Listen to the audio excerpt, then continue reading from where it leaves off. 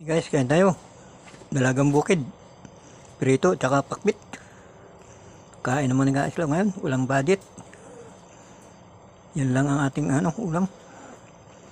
Wala pa. Ayos na yan.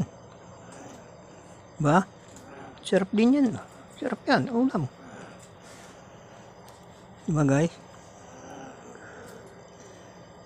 Dalagang bukid at pakbit. Diba?